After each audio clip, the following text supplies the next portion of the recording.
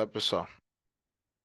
Bom, pessoal, o tema da aula de hoje, como eu estava dizendo para vocês, ele continua o tema da semana passada, né? Na aula da semana passada a gente falou sobre uma introdução à sociologia brasileira, que tenta ali, né? A gente acaba dividindo mais ou menos em três fases o desenvolvimento da sociologia no Brasil, que seria a primeira fase dos romancistas, né? Que escrevem livros ali no final do século XIX, início do século XX, retratando um pouquinho da realidade brasileira através de romances, né? Então a gente destaca livros como, esqueci agora, Grandes Sertões, né? Os Sertões. A gente também destaca o Cortiço. Alguns destacam o Guarani. Eu gosto muito do Memórias Póstumas de Brás Cubas, que fala um pouco sobre a política, tá? E assim por diante. Então, algumas são obras bem renomadas da literatura brasileira. Aí, essa fase dos ensaístas fica mais ou menos até a década de 30, né? E começamos a ter uma influência dos modernistas, tá? Dentro dessa situação. E ali vai acabar coincidindo com. Deixa eu fazer um negócio aqui que eu esqueci. Eu vou. Não, deixa aqui por enquanto.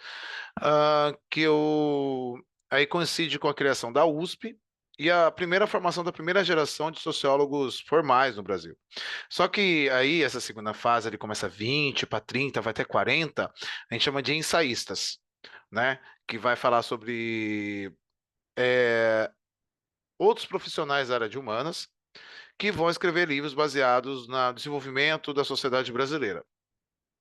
E aí nós temos três autores que vão se destacar nessa fase, que é o Caio Prado Júnior, que era um economista.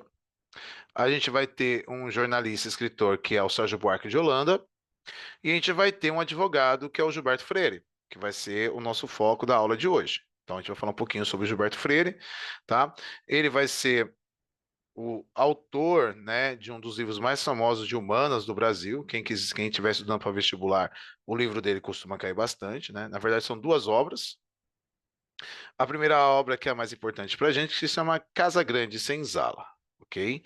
Vamos falar um pouquinho da vida pessoal dele, né? O Gilberto Freire era pernambucano, nasceu em Recife, né? Sua formação acadêmica ocorreu em grande parte nos Estados Unidos, ele era advogado, tá? Só que quando ele não se interessa tanto por direito, e ele vai se interessar muito por história e sociologia, tá? E aí o foco dele são assuntos relacionados ao período colonial. Então ele vai falar, o assunto dele de destaque sempre foi sobre escravidão, tá? O primeiro livro de destaque dele que a gente pode citar vai ser o Manifesto Regionalista, que se contrapõe ao Manifesto dos Modernistas. Vamos lá, vamos entender um pouquinho. Então, vamos lá. Aqui é um assunto que a gente começa a questionar um pouquinho o Gilberto Freire. Vamos lá. Os modernistas, né, que são um grupo de intelectuais da década de 20, eles se propõem a criar um novo modelo cultural para o Brasil. E esse modelo cultural, ele não pode negar as raízes culturais do Brasil, mas também eles não podem negar as influências culturais estrangeiras, principalmente dos Estados Unidos, da França e da Inglaterra.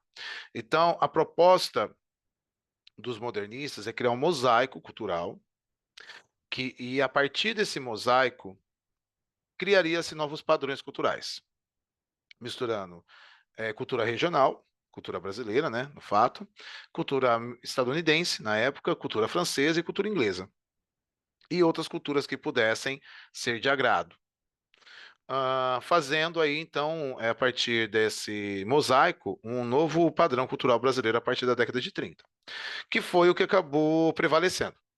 Os modernistas, a gente pode colocar eles como caras progressistas, que já viam, por exemplo, a cultura como é nos dias atuais, do ponto de vista geral. Se vocês forem avaliar a cultura hoje em dia, vocês vão ver que a gente tem um mosaico cultural, a gente pega um pedacinho de cada cultura e temos a cultura atual. Até sempre dou exemplo para os alunos nessa questão que no nosso vocabulário atual nós usamos muitas palavras de origem inglesa, né? Então isso já é uma influência, já é mudança na língua. O Gilberto Freire, ele é um conservador. Então, assim, ele não acredita nessa ideia dos modernistas e ele é um cara que vai influenciar muito alguns intelectuais da década de 50, né? Quando a gente tem o desenvolvimento, por exemplo, da Bossa Nova, que é o seguinte: a cultura brasileira ela tem que ser levada como a principal, e pronto, acabou. Qualquer influência externa, ela tem que ser diminuída, tá? E a ideia dele é adaptar, talvez, algumas influências estrangeiras à cultura brasileira, e não o contrário, ok? Então, ele defende com unhas e dentes a cultura brasileira. E nesse sentido, ele é muito parecido com um cara que é antecessor dele. Na verdade, que eles viram a mesma época, depois eu posso até valer isso, que é o Monteiro Lobato, tá? Então, o Monteiro Lobato também é um culturalista, né? Um escritor culturalista que escreve principalmente baseado na cultura brasileira. E literalmente o Monteiro Lobato ele renega influências culturais estrangeiras, tá? É a nossa cultura e pronto, acabou. Mesmo que aí eles vão pecar na mesma situação que a gente vai ver um pouquinho mais para frente, tanto o Monteiro Lobato quanto o Gilberto Freire. A gente sempre compara os dois, porque eles têm a mesma linha de raciocínio, né? As obras são bem diferentes, mas eles têm sempre a mesma linha de raciocínio, que vai chegar ali numa conclusão que é até fácil de entender, né? Na verdade, no ponto final. A gente vai ver melhor isso aí, ok? Bom, não estou travado para vocês, Pô, tá não, né? bem, Tá todo mundo travado. Eu vou fechar a câmera, que acho